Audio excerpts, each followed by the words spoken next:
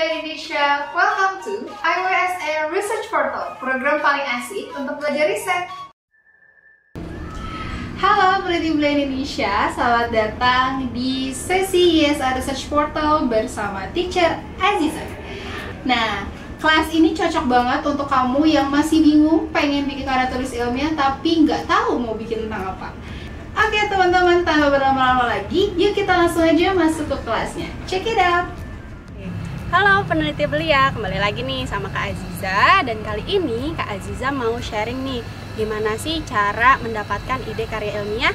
Oke, pasti masih banyak nih yang bingung ya, gimana sih Kak cara mendapatkan ide karya ilmiah gitu. Kok aku nggak nemu-nemu ya gitu. Nah langsung aja kita masuk ke materi ya. Oke, kita langsung masuk ke materi ya teman-teman. Nah, seperti biasa Kak Aziza akan mulai dengan pengertian dari ide dulu ya teman-teman. Jadi sebelum kita masuk ke cara mendapatkan ide, kita harus tahu dulu ide itu apa sih gitu ya.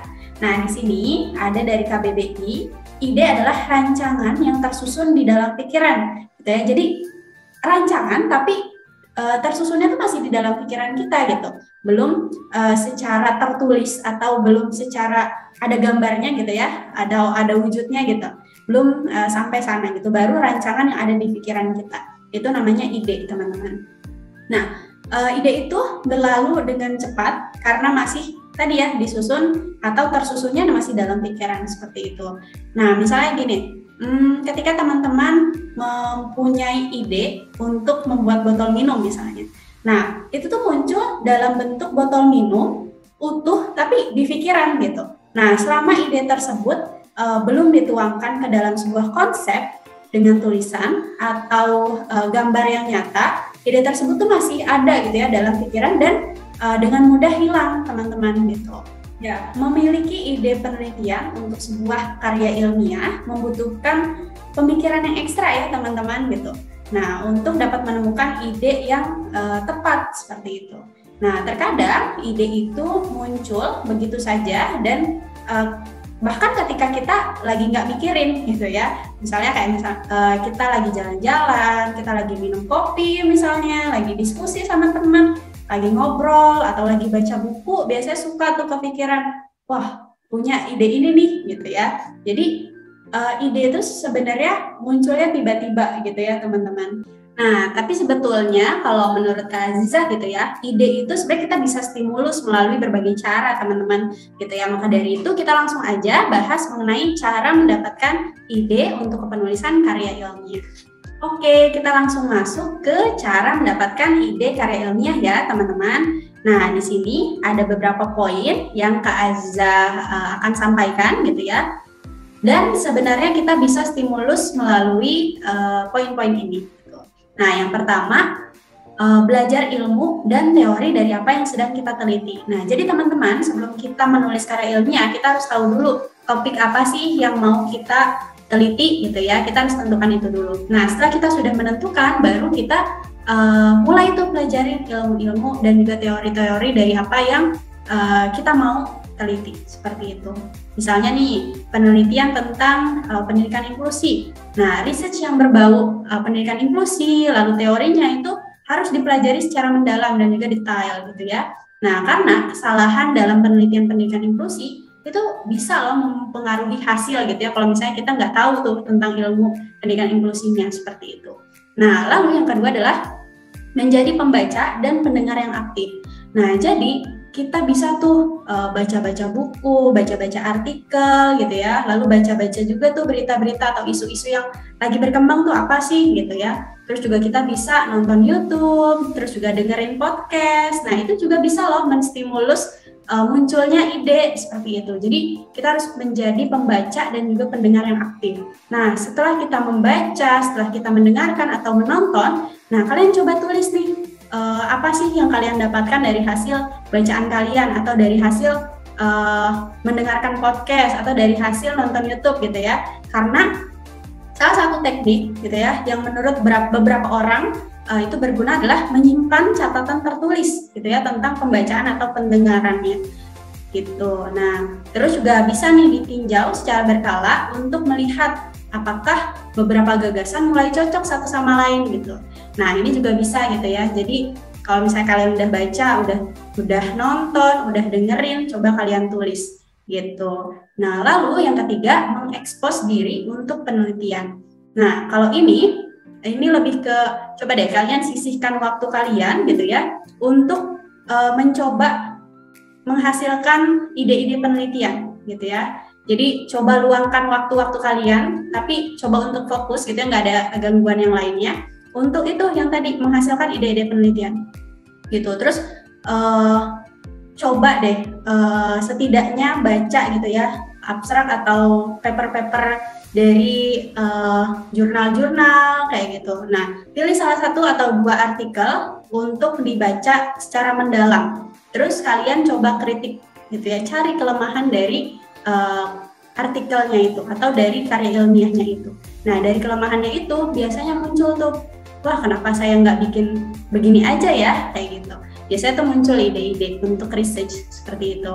Nah, yang keempat, melihat lingkungan sekitar. Nah, lingkungan sekitar itu berpotensi gitu ya sebagai tema kepenulisan karya ilmiah kita. Ini berpotensi banget teman-teman, karena ketika kita lihat gitu ya lingkungan sekitar itu banyak banget masalah, banyak banget gapnya gitu ya, apa yang kita harapkan dengan realitanya gitu ya, itu berbeda banget. Nah, itu kan kalau namanya penelitian itu asalnya dari problem kan, dari masalah. Nah, ketika kalian melihat lingkungan sekitar, kalian coba cari masalahnya di mana, seperti itu. Nah, terus juga banyak peristiwa yang terjadi dalam satu hari, benar banget ya teman-teman, yang tentunya mengandung peristiwa-peristiwa yang unik gitu, yang dapat dijadikan bahan untuk penelitian. Nah, terus kita juga harus peka dan mau melihat peristiwa dari perspektif yang berbeda, kayak gitu. Jadi intinya kita harus peka ya kalau misalnya kita lihat dari lingkungan sekitar. Nah, hal ini tuh penting agar kita punya ide-ide yang cemerlang, yang belum pernah terpikirkan oleh orang lain, kayak gitu.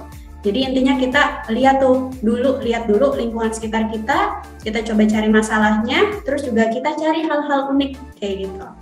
Oke, kita lanjut ke poin kelima ya teman-teman. Nah, di sini ada mengembangkan bibit ide.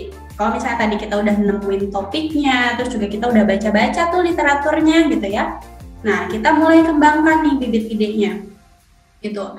Nah, intinya pastikan kita tahu gitu semua literatur yang ada di topik yang kita angkat kayak gitu. Nah, terus tetap baca, tetap dengarkan, dan tetap ingat apa yang membedakan gitu ya research kita dengan researchnya orang lain atau research sebelumnya. Nah, itu kita harus coba kembangkan tuh gitu ya. Apa sih yang membedakan seperti itu? Nah, terus yang keenam, berdiskusi dengan teman dan konsultasi dengan dosen ya teman-teman. Jadi kita perlu tuh diskusi sama teman-teman kita gitu ya tentang si topik itu. Biasanya dari hasil diskusi itu muncul tuh, oh iya ya, kenapa saya nggak penelitian tentang ini gitu. Lalu juga ketika kita konsultasi dengan dosen, Pak saya punya topik saya mau penelitian di topik ini. Kira-kira ada masukan nggak untuk penelitiannya dan lain sebagainya. Itu bisa dikonsultasikan dengan dosen atau guru teman-teman gitu ya. Jadi diskusi dan konsultasi itu penting banget menurut Kak Aziza ya, karena beberapa kali juga Kak Aziza nemuin ide tuh dari hasil diskusi justru gitu ya. Nah, selanjutnya kita masuk ke poin ke-7. Tidak ada ide yang salah teman-teman. Jadi kita harus luruskan dulu nih mindsetnya kita bahwa gak ada ide yang salah gitu. Jadi ide apapun ya lakuin aja gitu. Kalau menurut kita itu baik dan itu bermanfaat, ya kenapa enggak ide itu diimplementasikan kayak gitu. Nah, perlu kita tahu juga bahwa kita perlu membangun sebuah konsep yang harus kita tanamkan dalam diri kita ya teman-teman, bahwa nggak ada ide yang salah. Kita juga harus berani mengungkapkan setiap ide yang muncul. Nah, kesalahan biasanya lebih karena kita tuh takut gitu ya buat mengungkapkan ide gitu ya teman-teman. Jadi coba tanamkan di dalam otak kalian, dalam mindsetnya kalian gitu ya, bahwa nggak ada ide yang salah. Ide apapun yang terlintas dalam pikiran kita, kalau itu bermanfaat dan kalau itu baik gitu ya, laksanakan kayak gitu atau lakukan kayak gitu ya teman-teman. Jadi nggak usah takut salah dan jangan takut untuk mengungkapin ide. Oke, jadi poin ke-8, ini ada jika sudah menemukan ide, ketikkan ide tersebut di mesin pencari. Nah, jadi kalau misalnya teman-teman udah dapet nih ide penelitiannya, terus juga konsep penelitiannya, coba cari di Google gitu ya. Salah satu mesin pencari itu Google. Nah, coba dicari apakah ada sebelumnya sudah meneliti tentang itu gitu ya, atau belum ada sebenarnya, seperti itu. Jadi coba kalian pastikan biar benar-benar idenya itu orisinil gitu ya. Nah, terus juga kita harus berpikir lagi, minta masukan lagi gitu ya dari teman, dari dosen kayak gitu tentang penelitian yang mau kita angkat atau ide penelitian yang mau kita angkat, seperti itu. Nah, tadi ada 8 cara gitu ya untuk mendapatkan ide karya ilmiah. Nah, sekarang kita masuk ke contoh penerapan ide pada karya ilmiah. Nah, teman-teman, Kak Azizah mau sharing sedikit gitu ya mengenai salah satu artikel Kak Azizah gitu ya, atau penelitian Kak Azizah yang Kak Azizah juga temukan idenya itu prosesnya panjang banget teman-teman gitu ya, dari mulai awalnya itu dari tugas dosen gitu ya, terus sampai akhirnya Kak Azizah ikut sertakan di lomba, sampai akhirnya itu masuk di jurnal yang terindeks Scopus. Nah, itu prosesnya panjang teman-teman. Jadi ide yang bagus, ide yang out of the box itu nggak bisa muncul tiba-tiba gitu ya, tapi perlu proses juga, tapi hasilnya bagus kayak gitu. Nah, di sini Kak Azizah mau sedikit cerita tentang artikel yang sudah pernah Kak Azizah bedah ya sebelumnya gitu. Jadi di sini awalnya itu Kak Azizah disuruh untuk nulis gitu ya, nulis artikel ilmiah untuk dijadikan atau untuk dipresentasikan di seminar gitu waktu itu. Tapi setiap kelas itu cuma dipilih 10 artikel terbaik gitu ya dari dosennya.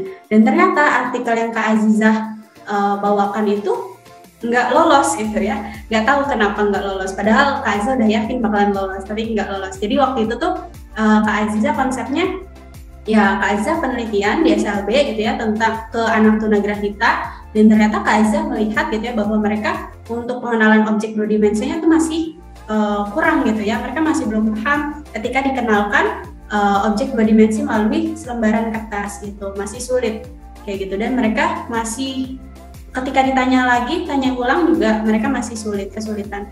Nah, Kak Azizah ingat bahwa Kak Azizah pernah tuh dari dosen Kak Azizah diajarkan mengenai teknologi augmented reality gitu ya, yang bisa memunculkan objek 3 dimensi seperti itu, yang lebih real kayak gitu. Nah, makanya Kak Azizah bikin artikel itu, tapi ternyata tidak lolos. Nah, maka dari itu Kak Azizah lanjutkan tuh artikelnya ke lomba. Jadi waktu itu ada lomba di internal kampus, dan waktu itu Kak Azizah setting lagi tuh idenya, jadi bentuknya tuh puzzle gitu ya. Jadi anak-anak tuh bisa lebih critical thinking-nya tuh bisa lebih bermain gitu ya. Jadi sebelum mereka menggambar, mereka harus menyusun dulu potongan puzzle-nya dari si augmented reality-nya itu. Seperti itu, dan sampai akhirnya itu alhamdulillah dapat juara 2 waktu itu, dan sampai di lomba itu Kak Azizah diminta dosen untuk melanjutkan gitu ya ide tersebut ke dalam artikel ilmiah seperti ini gitu ya, dan akan disubmit di jurnal yang terindeks Scopus seperti itu. Nah, jadi sampai sana Kak Azizah rombak lagi gitu ya idenya dan kepenulisannya tentunya gitu. Jadi tetap membawa permasalahan yang sama gitu, bahwa mereka kesulitan untuk mengenali objek seperti itu. Nah, tapi Kak Azizah ubah lagi hasil atau idenya seperti itu. Jadi lebih kepada bagaimana sih atau aspek apa aja sih yang berkembang gitu ya ketika diterapkan teknologi augmented reality ini gitu ya ke anak-anak tunagrahita seperti itu. Jadi arahnya ke sana. Nah, makanya alhamdulillah bisa tembus tuh ke Scopus seperti itu. Jadi intinya ide itu kita nggak tahu gitu ya ketemunya kapan gitu ya, terus juga bisa jadi dari banyak hal gitu ya, dan di waktu-waktu tertentu atau waktu yang kita nggak tahu gitu ya, tiba-tiba muncul aja seperti itu. Tapi tetap kita perlu stimulus ide itu agar bisa muncul gitu ya. Sebenarnya ketika kita baca pun kita bisa kita ketika kita baca artikel pun kita bisa menganalisis gitu ya, artikel ini kurangnya di mana sih. Nah, dari kurangnya itu kita bisa tuh mengambil peluang untuk melakukan penelitian seperti itu ya teman-teman. Jadi intinya kalau misalnya sampai sekarang kalian belum punya ide untuk penelitian, kalian coba banyakin dulu baca-bacanya, dengerin kayak gitu, nonton kayak gitu ya, hal-hal yang berhubungan dengan topik yang mau kalian angkat seperti itu teman-teman. Nah, untuk menutup di sini Kak Aziza punya quotes mungkin ya dari Napoleon Hill. Jadi pertama-tama pemikiran tuh datang, kemudian mengatur pemikiran itu jadi sebuah ide dan rencana, lalu merubah rencana tersebut jadi kenyataan, gitu ya teman-teman. Jadi ada prosesnya gitu ya. Terus juga permulaan seperti apa yang kamu dapatkan ada di dalam imajinasi kita, gitu ya teman-teman. Itu dari Napoleon Hill. Oke, nah sampai sini udah tergambar teman-teman gimana cara menemukan ide karya ilmiah atau gimana sih cara menstimulasi gitu ya munculnya ide. Nah, bisa kalian coba terapin ya teman-teman tips-tips atau langkah-langkah yang tadi, dan boleh langsung dipraktekkan sama teman-teman ya. Oke, untuk sesi cara menemukan ide karya ilmiah dicukupkan dulu. Terima kasih banyak, semoga bermanfaat dan sampai bertemu di sesi selanjutnya. Terima kasih. Itu dia kelas bersama Teacher Aziza hari ini yang membahas tentang cara mendapatkan ide untuk penulisan karya tulis ilmiah kamu. Semoga setelah menonton kelas hari ini, kamu jadi kepikiran nih, kira-kira mau buat apa ya untuk karya tulis ilmiah perdana kamu. Nantikan terus kelas-kelas selanjutnya di YESA Research Portal dengan cara klik like, komen, dan juga subscribe, dan juga jangan lupa untuk menyalakan tombol notifikasi supaya kamu tidak ketinggalan. Terima kasih teman-teman sudah menonton, sampai jumpa di YESA Research Portal selanjutnya.